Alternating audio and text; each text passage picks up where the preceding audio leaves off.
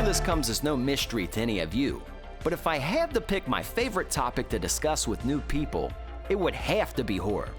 You don't understand the joy I take in asking a stranger or a new friend if they like horror, and if so, which movies. Whatever words leave their face, I use them to judge them, heavily. Not as a person or anything, but I use these answers as a precursor to gauge how well we may get along. You don't have to like the genre to be my friend, but I'm always pleasantly surprised on the people who enjoy it. You can't judge a book by its cover. Everyone should be asked, what's your favorite scary movie? Because I'm telling you, you'll be shocked on the answers people tell you. And the great news for us is, incredible filmmakers outside of horror who love the genre just as much as we do sometimes step in and show their appreciation. And on today's episode, we're covering a movie that fits that description perfectly. Mel Brooks' 1974 comedy horror, Young Frankenstein. Brooks is known for his groundbreaking comedy genre spoofs like Spaceballs, Blazing Saddles, and Robin Hood Men in Tights. Young Frankenstein was co-written by Brooks and Gene Wilder, who also plays Dr. Frankenstein in the film. It's a love letter to the classic Universal monsters. The level of attention used to create these sets made it clear that these two love them some monsters. So, we've got a lot to unpack for this one, so I hope you guys are comfortable. And without any further introduction, here is our take on Young Frankenstein.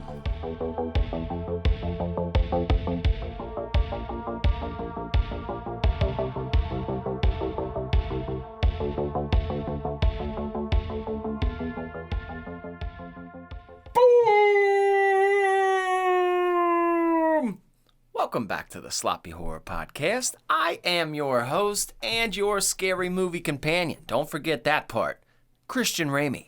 And back again for another week, the neighborhood creep, the after dark shark, Mr. Ozark Mark. No. That came out. That was organic. I know it did, that. but it sounded good. That's the problem. Well, it didn't rhyme with your name. I said, Yeah, but it flowed. It had the same amount of syllables or whatever the fuck you just did. That's not good. People want those shirts now. Like it just says neighborhood creep. That's like a mixtape cover, No. Welcome back, everyone. You guys, I don't know where you're listening or where you're joining today, but if you're watching from YouTube, make sure you subscribe. If you're an audio listener, thank you. Okay, I didn't even realize how many platforms our show is out on. When people say, you could find it anywhere. It's strange, because you really can. And why they mean that, you post it, and these hosts, man, they post it all different kinds of places that I've never fucking heard of. But I'm thankful, and wherever you're listening from, I'm thankful. You remember those old Pepsi radios, those little can radios that dads would have? They were like novelty. They look like a Pepsi can. You can pull an antenna out of it. It was a radio. Maybe somebody's listening from one of those. I don't know. Maybe somebody's in an underwater submersible tuning in. Wherever you're at, thank you guys so fucking much. Mark, as you told the fine people last week, you told them about what the rehab season means. You said, look, that Halloween, that's a pinnacle for us, or a lot of our spooky people, and then afterwards, not all of us really fuck with the holidays like that, or if we do, it's our own creation. And you know what? That's on par for the episode, but we have to make our own kind of thing, because we need a little gore, we need a little fun, and that's where the rehab season comes in, because we don't just sorry guys, pack your bags, no more sloppy horror, we'll see you guys next fall. I don't think so. We got to make it through. What are we going to do? Just cry and masturbate all the time? I mean, maybe. But we need other activities as well, dude.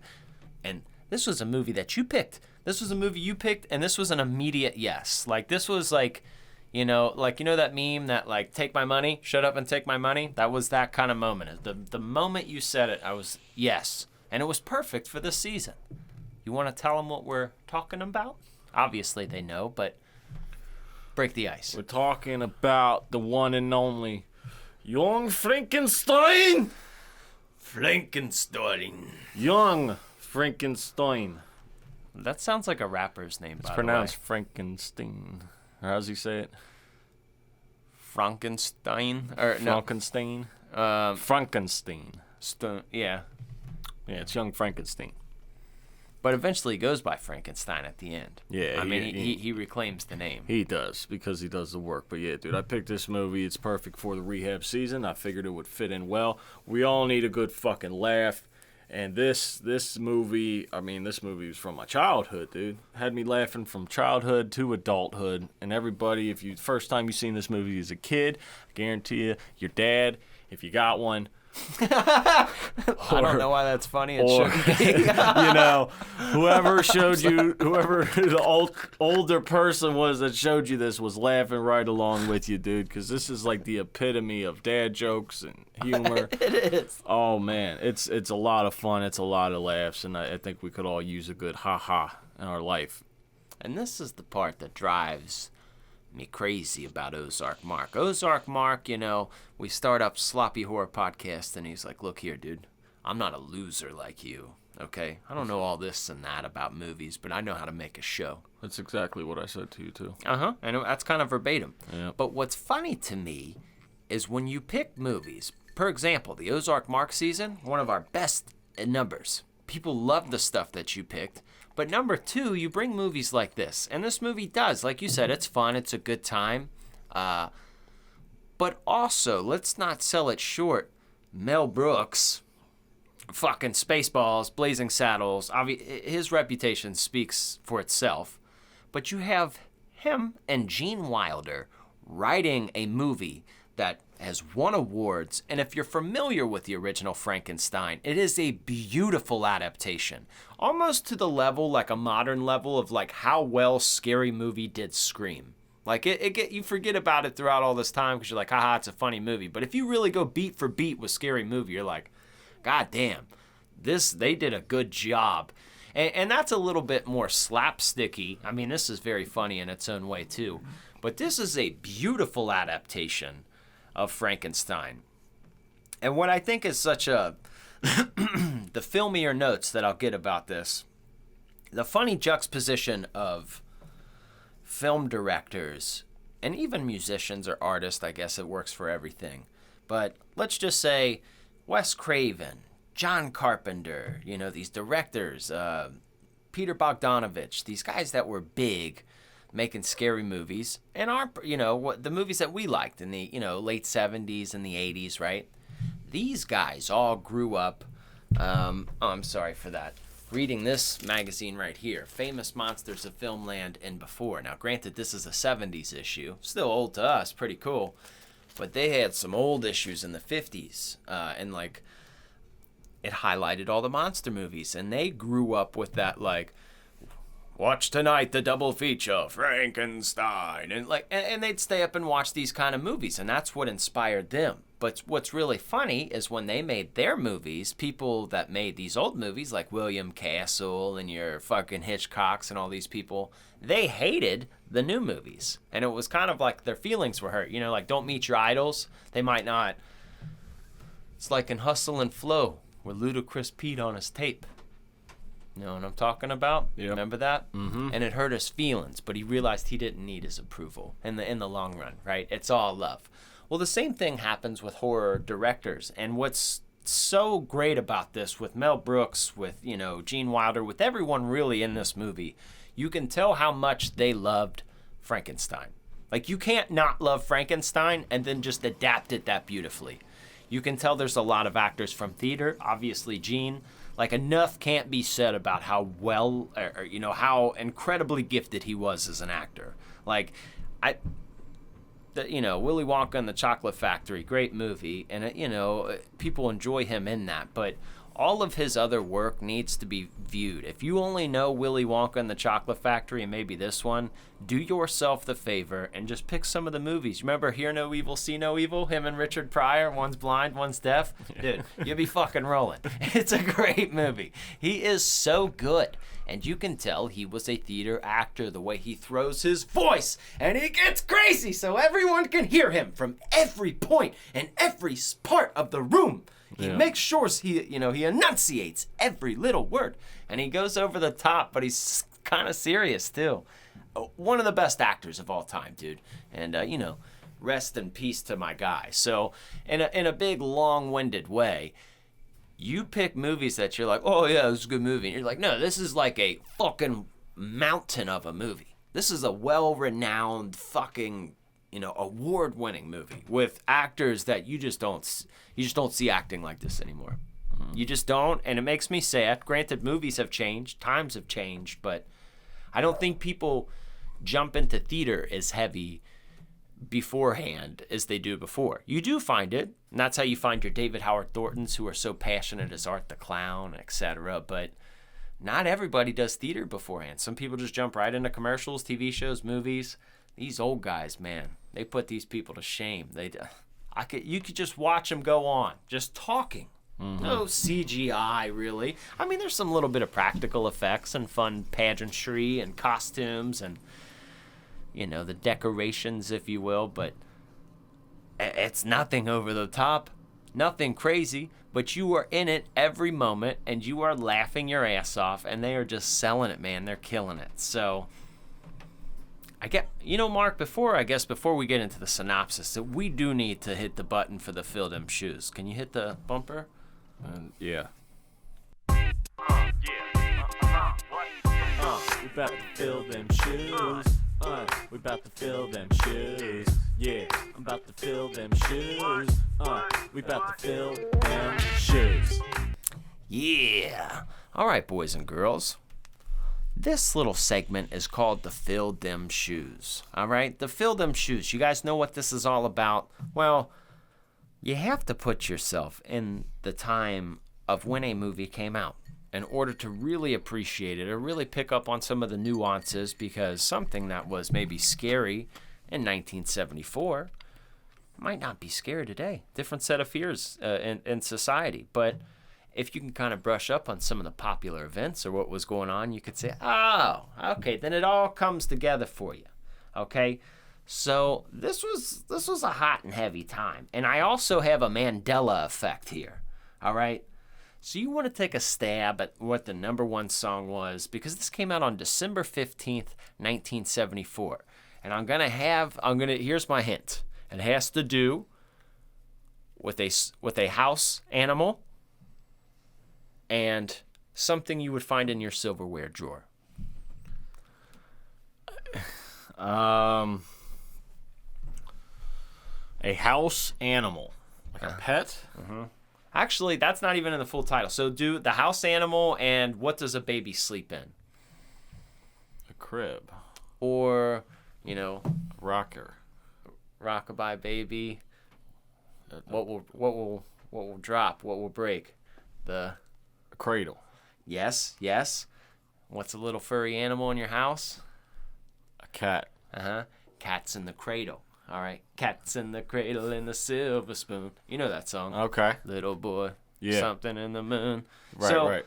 My whole fucking life and everyone's life, who sings that song? You might not know, but everyone that knows that song is going to say Cat Stevens, because that's who sings that song. Is it not Cat Stevens? It's not fucking Cat Stevens, dude. Okay. I swear to God, I've seen it in commercials. You remember those old commercials they used to show on TV? Like, oh, get the hits, the love ballads of love. I swear to you, I've seen it. I swear to you.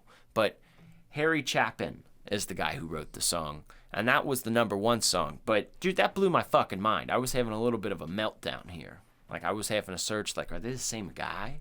Like, what happened? No, they're not the same guy. Cat Stevens never sang that song. Now, are you sure? I'm positive. I was trying to say that, like, Sinbad was never a genie. I know, and he wasn't. That one hurts a little too. Yes, he was. That's a movie. We've seen the VH. I've seen that movie. I feel like I have it's too. Shazam, right? No, that's Shaq. That's the one. Oh, that's Shaq. Yeah, there's another one. Kazam or something. It was Kazam. Yeah. That was a fucking movie, dude. That pissed me off. Kazam was the one with Shaq. I know what you're I feel like I know what you're talking about, but I can't put it together. I can't either, but I swear I've seen that. Anyway, go ahead, continue. You want to take a stab at what the number one movie was when it came out? Now, the top two movies were crazy at this time. Gone with the Wind. No, but it's a movie of that caliber. Think a little more violent. I don't know. So in first place was The Towering Inferno, old Steve McQueen movie, a big epic flick, right? Right. And second place, The Godfather Part 2, Yeah, that makes sense. right? Right. And then Young Frankenstein comes out a day after, or 3 days after Godfather 2, and it beats it in the box office. Bam. Ain't Well- that some shit? Well, everybody can also watch this compared to The Godfather, so it's got a little bit more broader audience. But Yeah, I mean, I can see why. It's fantastic. yeah, that just was kind of crazy because, like, especially Godfather 2, that's just one of those movies where, you know, it just lives on so intensely. But if we do think about that, that is a double VHS movie, and that's also a movie that Dad would put on, like, just like a Godfather. You're just like, this movie's been on all day.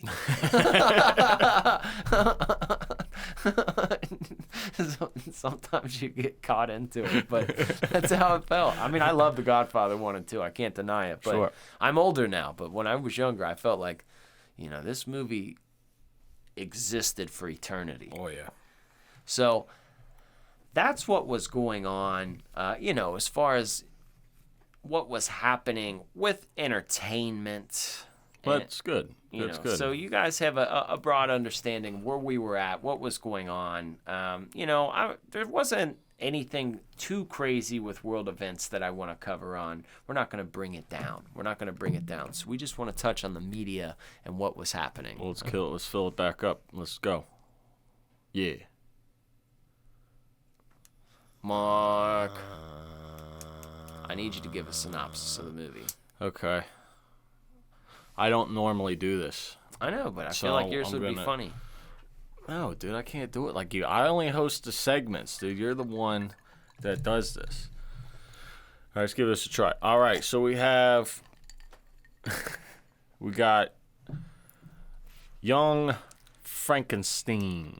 Uh-huh. Basically, he's a descendant of his great-grandfather, who was Dr. Frankenstein, the one that everybody fucking knows, right? We know him. So he was trying to build a Frankenstein monster, you know, all of his work. Well, he's a college professor now. He's doing his thing. But then his great-grandfather dies, right? So then some old creepy guy comes over here, and he's like, hey, I'm fulfilling your great-grandfather's will or whatever. He's like, you're a Frankenstein. Like, you know, it's destiny. He's like, no, I'm a man of science. But he goes anyway. So he goes to the fucking castle, all right? Then he discovers the lab, all the findings, and then he can't help himself. He goes, I'm going to build a Frankenstein monster. So he builds the Frankenstein monster, and everything goes awry. The monster goes away. He gets all fucked up. He gets soup in his lap. He gets fucking smoked cigars. He bangs his fiance. Everything happens, and then he comes back. Now, the twist to this is, it's a happy ending versus your normal Frankenstein story. Your normal Frankenstein story, it ends badly, right? Mm-hmm. What they do is he finds one last experiment to give his Frankenstein monster some of his intelligence. He does. And he does, and he's successful. So the Frankenstein monster lives a nice, happy life, and Dr. Frankenstein himself lives another happy life. And then that's the end. There He you gave go. him an extra chromosome. Yeah. He's like, here you go, dog. So there's your synopsis. How'd that go? Look, did you recognize the guy who plays Frankenstein? He looks like the dad from the grandpa from Everybody Loves Raymond. You are correct, sir. You are correct. His name is Peter Boyle. Oh, he actually does? Yeah. Ha! Hell yeah. Yeah, rest in peace. Rest in peace. Guy was awesome. Pretty much everybody was dead that was in this, except for, like, the hot girl, Inga. Yeah. I mean, she's not hot anymore. She's, like, old. Well, She's, I like, figured. she's really old. I figured it was 50 years ago. I mean, but I'm just saying, it's just funny because, you know, you look at, like, old times and you're like, man, how would I have gotten by? What would my attraction level been to certain trends? How would I have fit in? And you're like, oh, yeah, I would have fit in fine. I would have did good. Would have cleaned up. I get it. He had 8 kids. I get it. No internet. Nothing to do. Yep. Hey, do you want to, fuck? I know we just did, but what else is there to do? Do you want to listen to the radio or fuck They again? didn't have radio. Yeah, they had radio. Not in this. Yeah. Not in the time period that this movie takes place. I don't know. Fuck if I know. there was nothing to do, bro. No. There was nothing to do. I mean, you just had to bang. I mean, that's why things are slowing down. We got so much cool shit to do now. All right? You ever played a fun level on Def Jam Vendetta? She can wait. She can wait a couple minutes, you know? Have you ever, done something really cool? There's a lot nowadays to keep your mind preoccupied, but yeah, this is just the anomaly that I figured out in the movies like this. You know when you watch really old movies and you're like, she would get it. And then you're like, but she can't anymore. Because she's... No, I'm sure she still could. I mean... nursing homes are one of the top places that have sexually transmitted diseases because they're doing it all wrinkly old fucking and shit. I'm just saying they're from sneaking me, away after bingo and shit. You know what I mean? Like, they're just fucking everybody. My window of opportunity has gone. Not saying I would act on that moment of opportunity, but, like, you just still feel good. Like, oh, yeah, she's hot. And like you could feel that way. Yeah, I was just thinking about that. Like working at a nursing home would suck because of like all that fucking that's going on. Like, yeah, you can like, if you ever like, you walk into a room, you like it smells like sex in here. Like what sex smells like. You know what I mean? Yeah. Imagine what old people smell. What would you do if you walked in and it was like 7 of them and they're just going buck wild? I'd walk out. They got oxygen I'd tanks. let them That's go. what they make you do. You gotta walk out. I'd let them go. I wouldn't do nothing. What are you gonna do? I'm not stopping. Dude, I'd be like, I'm not stopping an old people orgy. Get that, Mr. Johnson. I would fist bump. I just had a bad image in my mind. Thank you for that. Yeah, I know. Everybody just did. Yeah, but there are some funny fucking parts of this movie. And I know I'm not going to ask you your favorite part because I know that there's multiple. There has to be multiple. Yes. But let's talk about some of the scenes that made you crack up. What are some of the ones that you made crack up? I can give you a favorite, Mark. Not only can I give you my favorite scene, I can mention a few, like you said. My absolute favorite part is when, because I'm calling him Dr. Frankenstein, because he eventually revokes the name. So Dr. Frankenstein and Igor, they go dig up the body, right? They go dig up the body. Everybody knows that story. And they do it, and then in the middle of the night, they're like carting his fucking body back to the castle. But the body falls out, and they're trying to they're like, fuck! And it's like a cart that they're pulling, like a horse-drawn cart. So they put Frankenstein back into the cart, and his arm flops out is hanging out. And a cop hears the stuff going on, and the constable, he's like, what's going on here? And he walks over, and Frankenstein panics because this hand is still sticking out of the side of the cart. So he just stands next to it as if it's his hand, and he's like, dude, the physical, fucking, oh my God, dude. It is so fucking funny. It's just very physical comedy, and I am losing it. He's just pretending as if it's his hand, and I like that scene in particular. Even the cop's like, well, it's good to meet you, and he shakes the hand, and he's like, you're cold. He claps the hand. It is so fucking funny. That scene definitely is up there for me. The fucking when they're at the fucking dinner table, the dinner table scene cracks me up in general, but when she said, you're not touching your food. And he just fucking slams his hands in it. And he's like, there, I'm touching it. And Igor's like, this reminds me. He says, when my father would say, hey, get out of the bathroom. You going to let anybody else get in there? And he's fucking... Let somebody else get a chance at whatever he said. And he's like, okay. So that part fucking cracked me up. I really lost it at that. Also, when he tries to go win Frankenstein over with love, he just goes in there. He's like, hello, handsome. Hey, you're a good-looking fella. You know that? He said, people hate you, and people don't like you. But you know why? Because they're jealous. I don't know. Hello, handsome. That's like somebody pumping their dude up after a breakup or something. You could totally make that into a TikTok or something, like me pumping my body up after the girl at the bar rejected him. You're strong. The strength of an Olympian. Yeah, that part, that really gets me. What about you, Ozark? What parts crack you up in Young Frankenstein? When the Frankenstein monster goes to the deaf guy's house. Not the deaf guy, the blind guy. Yeah. It's just the soup scene when the blind guy's trying to give him the soup and he puts his ladle out and he's trying to hold it and he just keeps pouring it in his lap. And I'm just going, ah. When he poured him wine and just like broke the glass when he cheers as him. It's just like, yeah, lights his thumb on fire. That was a really good scene. That fucking cracked me up. But another great character is that inspector. Oh, yeah. The inspector's With hilarious. the arm? He's got some mechanical arm that he just keeps on fucking moving himself and put it in position and cranking, which is hilarious just by itself. And then he talks weird. So in most of the scenes, like he'll say something and everybody be like, what? He'll have to repeat himself. Comedy. But the inspector goes up to young Frankenstein's house. Castle, what have you, and he's like, I'll investigate it, I'll make sure, because the townspeople are mad because they're afraid he's going to go in his family's footsteps, so he goes to investigate, and they play this game of darts. Dude, that was so funny. They play darts, and Dr. Frankenstein throws his, and then he's distracted, so then, the inspector, does, a fake throw and gets them all grouping. Like, nice grouping. Yeah. They're, all bullseyes. But then Dr. Frankenstein starts to throw again. And every time he's about to throw, the inspector will raise his voice so he fucking misses. And he's hitting windows and all kinds of His stuff. fucking cat. Like, Yeah. All kinds of shit.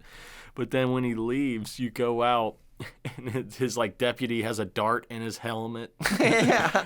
And two of the tires are Tires. flat and they're driving away. Oh, just an ongoing joke. Just cracked me the fuck up with that. Yeah, dude. It is very, very funny. It is very funny. And it's made by Comedy Genius. And some of it's very dry where you have to pick up on it. Where you're like, but it's also one of those flicks, the more and more you watch it, the funnier it gets. You just realize that every line, every moment is carefully crafted. Because when you just first watch a movie, you're like, you just take it as it is. You just try to process the whole thing. But when you go back and see some of those movies, you're like, dude, I could laugh at every punch in this movie. Every punchline. Some movies get like that. Even kind of like a Pineapple Express or something where you're like, dude, now that I'm watching this, every moment of it is funny. Yeah. And I also don't think people, obviously this movie was shot in black and white. Most people know they had color in 1974, but this was kind of a thing. Like I said, these guys grew up watching these old movies, so you kind of saw that was an artsy thing to do. So you saw that with Night of the Living Dead, and some of these old guys wanted to make these pictures like they grew up watching. So I think that's kind of cool to be able to conquer something like that. Yeah. Me and you were gonna shoot a black and white movie. It would be fun. I think it would be. Mm-hmm. But I love another part I forgot to mention. I just love the part where Igor, it's pronounced Igor, but he's all fucked up, and they do a running gag where his hump on his back just keeps moving from place to place, just running gags. But Dr. Frankenstein sends him to go get the brain, and he has the name of the brain written down on his hand, so he doesn't forget. So he breaks in, but he's getting he's like a cat afraid of his own shadow. He gets scared of his hand at first. He gets the brain, but then he sees himself in the mirror, and then he drops the brain. I just thought that was hilarious. Yeah, dude, that was so funny. That's a funny scene, too, because eventually when he confronts him about the brain, he was like, was this the correct brain? And he was like, no, I didn't grab the right brain or whatever. And he said, oh, what brain did you grab? And he said, Abby something. Abby normal. So you mean to tell me that I've put an abnormal brain in a 7.5 foot tall, 54-inch wide gorilla? Is that what you're telling me? And then they're trying to do charades to sedate him. Dude. Just ridiculous. You ever watch that show, Shameless? Yeah. You know, what's that actor's name who plays Lip? You know that character? Yeah. Lip? Yeah. That's who I think. He looks like a young Gene Wilder, in my opinion. If you look at Gene Wilder, especially in this movie, I think they look dead on. Jeremy Allen White is the guy's name. But if you were to put a mustache on him, they're very similar in their looks. Yeah, they're kind of close. Yeah, dude. I With could the see fucking that. hair. Yeah. He could kill a fucking Willy Wonka in the Chocolate Factory. He's a good actor, too. But now that I see him more and more, I'm like, dude, who does he fucking, like, because I know who Gene Wilder looks like. I grew up with him. But then I'm watching it, and then I'm like, who does he look like? And I'm like, that's weird. I know Gene Wilder. And I was like, that guy's kind of a newer actor. So my brain just kind of put those two together. But if that was like, yeah, that's his uncle, you'd be like, oh, yeah, makes sense. Yeah. That makes sense. Twice removed. That makes sense to me. What a good pick that you've picked. Oh, excuse me. Yes. I thought we could all reminisce and have a fun time. These people need a good, fun movie to watch, and a lot of people forget about it. Mm-hmm. They do. And people right now, they're paying bills. They're buying gifts. They're stressed out. They're stressed. Dude, I watched this by myself, and I was cracking up Me too, dude. by myself. Out loud. Oh, yeah. I was laughing out loud, too. Oh, yes. Yeah, I watched it before you got over here just to kind of... It's one of those things where you've seen a movie so many times, but you're like, I'm just going to throw it on just to get acclimated. What's that lady's name? Vaughn or something. The lady. Well, how do you say that? Frau. Fuck, we'll figure it out. We got the internet. All right. Don't betray me, internet. I can't think of it. Yeah. Now you've got me not being able to think of it, and I blame you, all right? I'm supposed to be smart.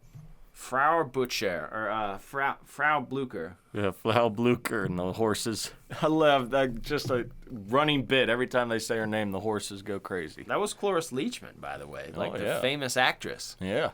Fucking Cloris Leachman. This is interesting. Let's find out more things about this movie while we're on it.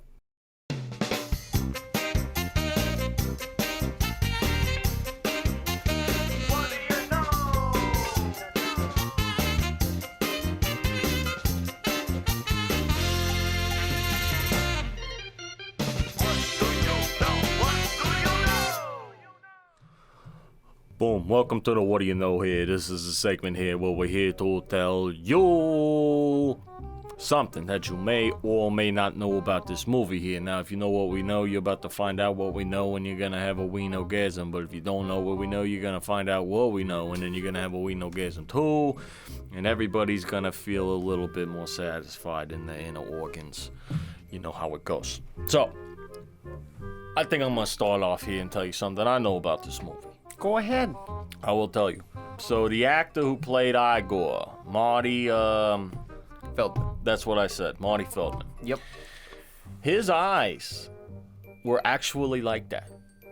It was some disease, I don't know what it's called, but his eyes were actually like that. That was him. And apparently, that didn't stop him from getting the ladies. This guy was a well-known person for getting the ladies. Wow. I don't know why. He's out there crushing it. Some guy with crazy eyes gets more tang than me. What the fuck is that all about? I'm over here busting my balls, lifting weights, taking care of myself. This motherfucker just comes in here with his googly eyes. Mr. Steal Your Bitch here. Mr. Steal Your Bitch here. Nothing something else about this guy while we're on the subject. The hump. Okay, you know how he was moving it throughout the movie? Yeah. He did that on his own. That was not part of it originally. But then he kept moving it on his own, off his own free will. It's kind of like ad-libbed, improv, kind of is the term you want to say for that. So then eventually they came on and the actors started noticing it and everything, and then they just rolled with it and kept it in there. So that was a good little, I like good that. little idea there. Way to take initiative, Mr. Igor. Okay. Yeah, that's all I got. That's all I got. What do you know? Well, I know some stuff here. All right. So look here. Mel Brooks, the guy who made this movie, he obviously loves he loves Frankenstein. He loves the movie. So, he was trying to be real particular when he was building these set pieces. He wanted them to look fucking beautiful. He wanted them to match the original Frankenstein. So people believed it. They don't say this is Fugazi. They believe it when they watch it. So, he happened to come in contact with a guy named Ken Strickfaden. I don't know if it's Fadden or Faden, but I think it's Fadden. Sounds more sophisticated. Ken when you say Strickfaden. So, Mr. Ken Strickfaden, this is the guy who made all the electrical pieces on the original Frankenstein movie. Oh. He made all those set pieces, the beautiful, pieces with Colin Clive, gorgeous stuff. Well, Mel got a hold of him. Turns out, he had all the equipment still in his garage. What? Oh, man. So a couple phone calls here, there, 1, 2, 3, boom, everything was set up. That's the original electronic equipment that you see in there for the movie. He rented it out. That's amazing. Now, ain't that some shit? I'm glad that guy hang on to it. Not only that, you just think about the fucking continuity here. That's some good stuff there. That's some good stuff there. Now let me point out another little fact, because we didn't mention this before, and I didn't fucking know until I looked it up, and I've seen this movie 789 times. Do you know who played the blind man? No. A young Gene Hackman. Get the fuck out of here. Gene Hackman, like motherfucking, Hoosiers. You remember that movie, Hoosiers. Wow. That's a good movie. I like that movie. It's the basketball team, and they're all white guys, and they think they're good, Yeah. But it was back in the day, so. And then he was in that movie, Heist. That's a great movie, too. I like that movie. Yeah, that guy's a good actor. He's a very good actor. Very, young Gene Hackman. I didn't know. I didn't put it together, because he had, he had the beard. Oh, my God, it's him with the beard. Can't recognize him.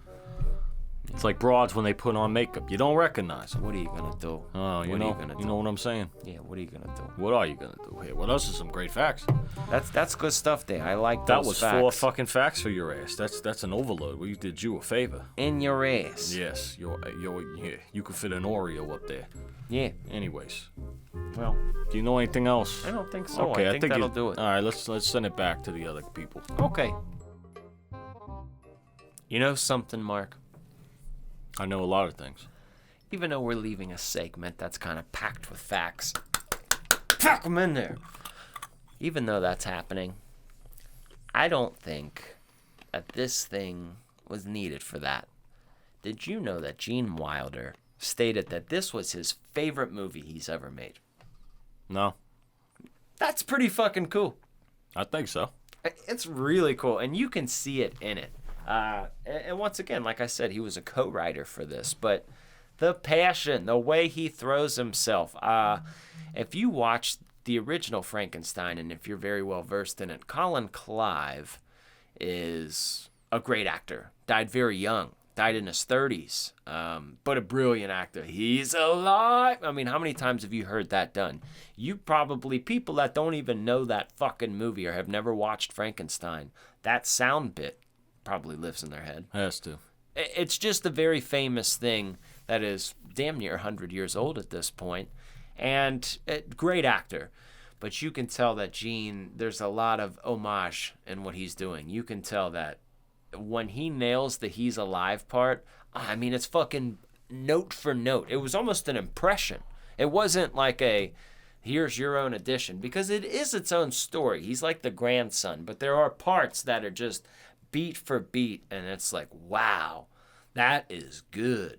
It's almost like, he practiced that as like a kid doing improv or something. Like he did Colin Clive as Dr. Frankenstein, because there's moments where it's like, damn, dude, like you got it down, man. I've seen that movie so many times, the original, and then obviously just being in the genre, I've seen so many clips of it so many times. Frankenstein smoking, that scene, obviously, seen all those scenes, and it's just so respectful, so respectfully done, even though it's a humor or a comedy.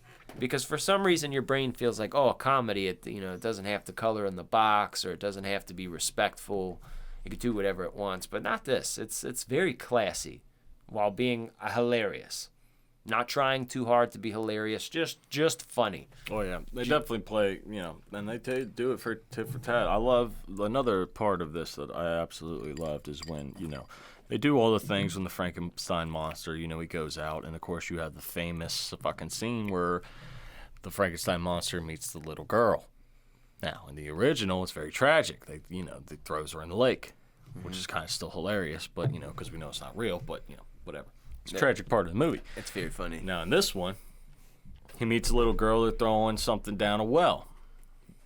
They're throwing a little flower down there, and then she looks up at him. She's like, what should we throw in next? And it just cuts to the Frankenstein monster just looking away like chucking. Because you think that they're going to throw her in now, but they don't. So that was like kind of a little, we're going to do a little punch right there, to the original.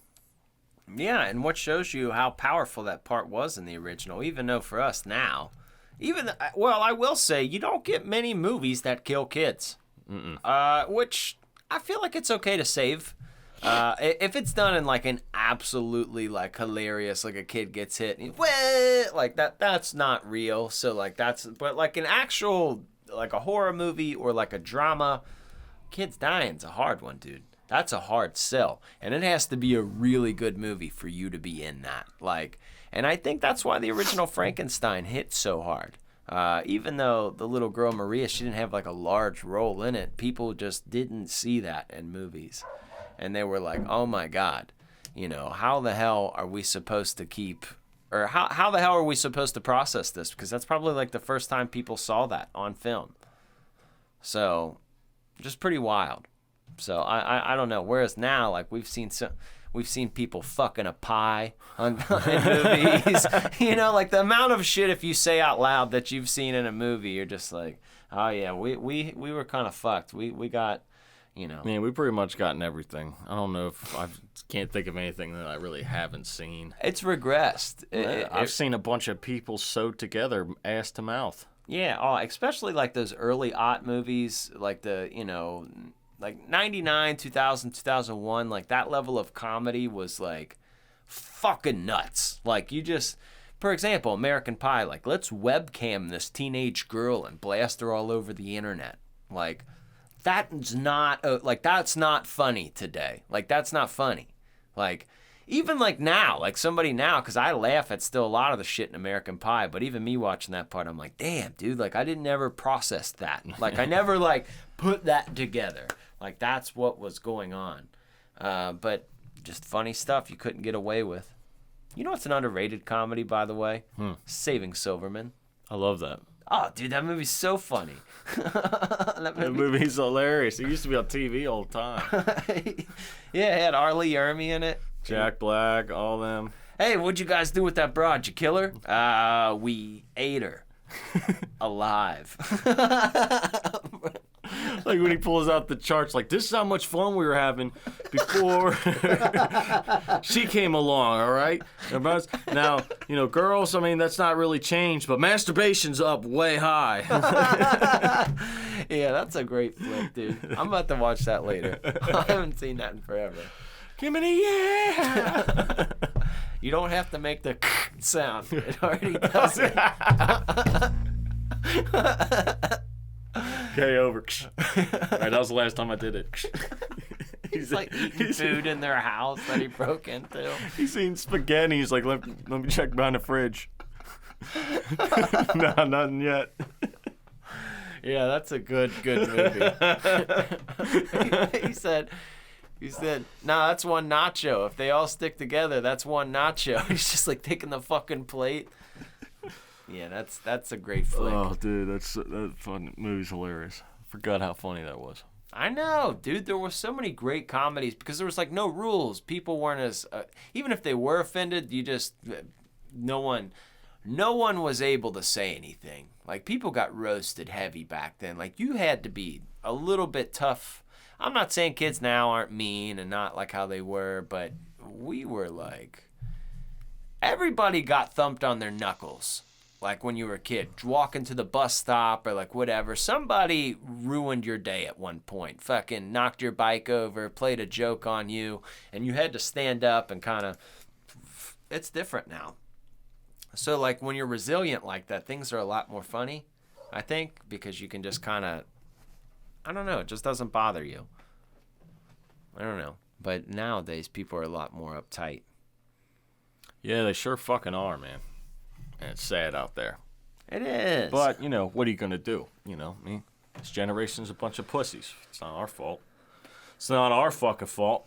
But we're down here giving you hardcore comedy right up in your fucking asshole. Yeah. Podcasting and entertainment. This is a safe place. This is where real people talk. This is real talk here. And if you try to get away, Mark will hold you down. Yeah, because I'm the neighborhood creep, bitch. Yeah. Apparently. Yeah. I'm the neighborhood creep now. And I'm going to laugh at you. I'm going to laugh at you. That's right. While I spit on I'm it. going to come in here with that Young Frankenstein along and make you scream like, because that's what the fuck I do. I'm upset that I didn't cut the mustache and wear the lab coat, because that's, I know. Well, you're always fucking up, but let's not fuck up right now and get into the Sloppy Horror Podcast rating. Sloppy horror rating, baby, yeah! All right. You just came through the portal in the world-famous, one-of-a-kind, one and only Sloppy Horror Podcast rating. The Sloppy Horror Podcast rating is a movie rating system developed by Christian Ramey, your very scary movie companion. Now, this is based on a horror movie scale, not a movie in general. So let's keep that in mind. Now, do we have to make an exception here? Because now this change fear for laughs. Yeah, thank you. Was that where you were going? Yes. Oh, dude, I was thinking that. Oh, I'm sorry. I didn't mean to get that excited, but sorry. I know, you just peaked my fucking meters, you asshole. I'm sorry. I gotta fix that later. Anyway, yes, we are substituting the fear category for laughs because this is not.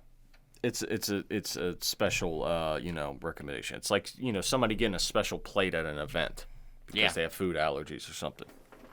I mean, they're allergic to peanuts or some stupid shit. It's like a comedy based on the most iconic horror monster, so that's why we're here. That's correct. So we're gonna do this in a series of 3.5 plus 1 is 4 minus a half is 4. So we're gonna do this in a series of 4 categories. 3 categories worth 3 points. Last category's worth 1.4. A total of 10 points altogether. That's correct. So let's get into the first category here in the Sloppy Horror Podcast rating, and that is casting.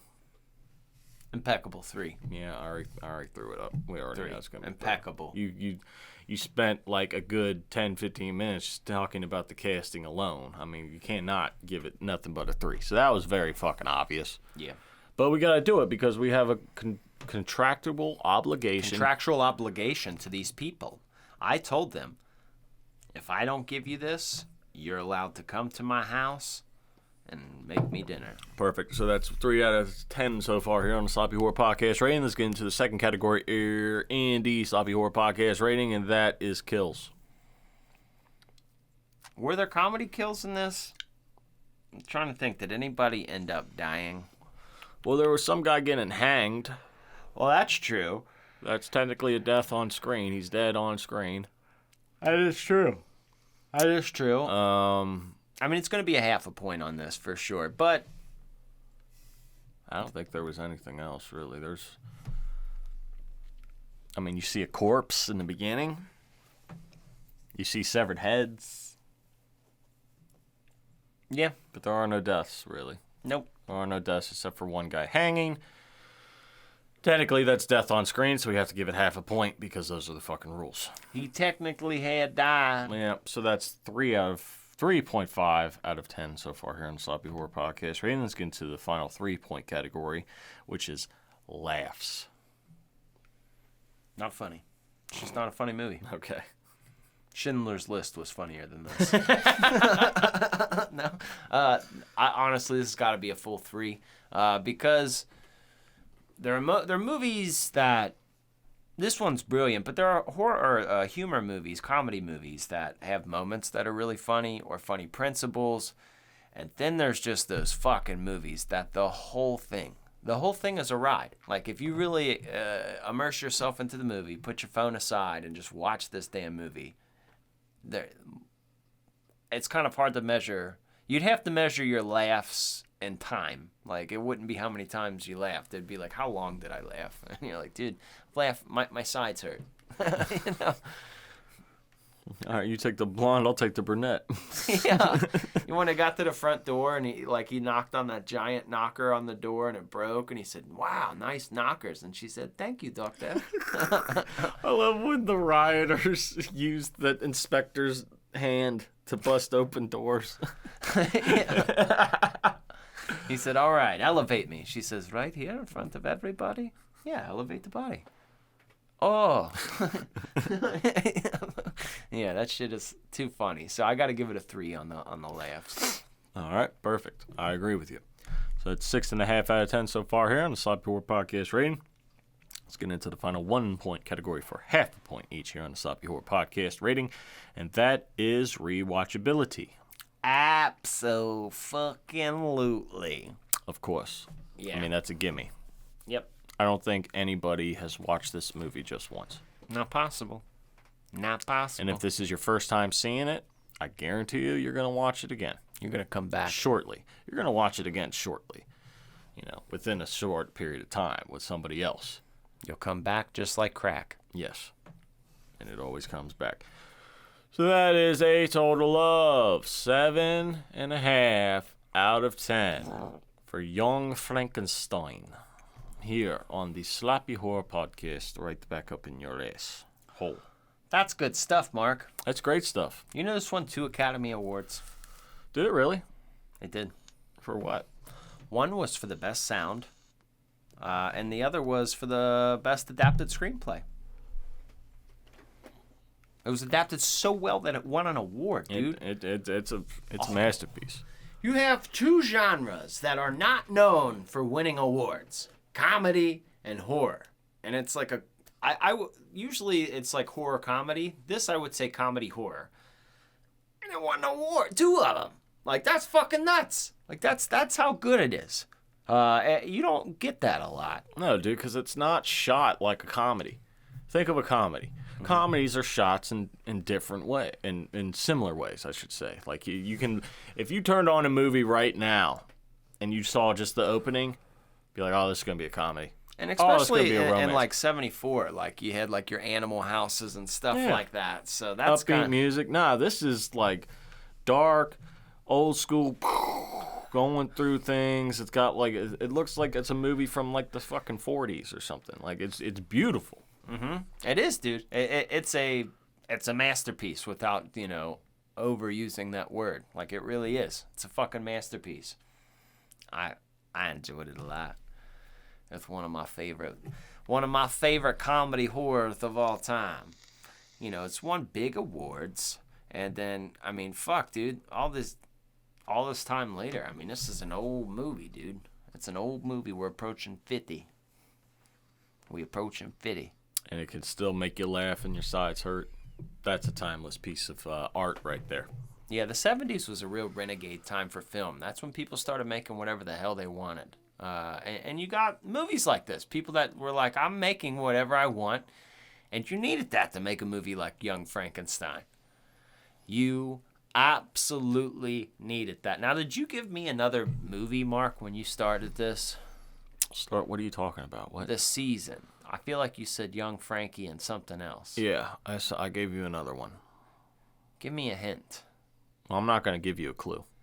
I want the clue so we can know. Because I won't remember. That was the clue. Okay.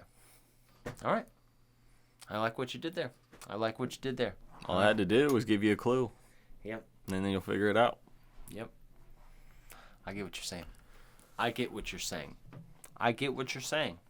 You pick good ones, Mark. And maybe I'll come up with some more. I don't know, but this is a 10-episode season. Yeah, dude, I'll give you all kinds of stuff. Rope, knife, axe, a candlestick, revolver, a dagger, whatever you kind of need to get through it. I know, and we can do it wherever you want to. Do you want to do it in the ballroom? Do you want to do it in the kitchen? Do you want to do it in the study? Where do you want to do it at? Maybe we should make some Indian food. I like curry. It's good, As long as you bring some mustard. Okay. Oh, okay. All right. that was a good little run there. Thank you. That was a good little run. What's And your if favorite color? Orange. No, you fucked it up. I know, but I had to answer honest, and I didn't want to die. Oh, well, that's good. I don't want to die. I've never wanted to die. Not now, at least. Nobody wants to die. Well, Sometimes. subjective. Yeah. Nah, sometimes. I'll continue. We can give you eternal life. Somebody's like taking, Nah, sometimes I kind of want to die. somebody's yeeting themselves off a bridge right now listening to this. Like, fuck you! Dude, I saw something that they're trying to make safety nets on the Golden Gate Bridge, like suicide preventers, like a net that goes past, like, out 10 feet. Like, people, you can jump in the net and then jump off of it. You know how you stop that? You hire people like Mark O'Malley from Guts. All right, you stand them on the Golden Gate Bridge with they got to be like fun nets. You remember like the show Guts? It's got to be something like cool and 90s. They got to be colored like trampoline nets. Like, all right, Mark, he's gonna be here on the side. We'll see if he can make it past the net.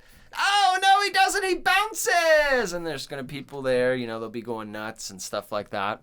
And, it would be a fun time, and nobody would want to do that. They don't want to smoke. They don't want that. Or maybe you'd get the extreme, like the Point Break people that like to do base jumping and stuff. But I think if you made it fun, put some trampolines on the side, I don't know, like those cool things in video games where you run across them and you go faster, like in Sonic. Right. Let's get creative. Yeah, why not? We got the technology. They're fucking liars. We can do it. Yeah, dude. We can do it. Put a man on the moon. We can make Sonic roads. That was never confirmed.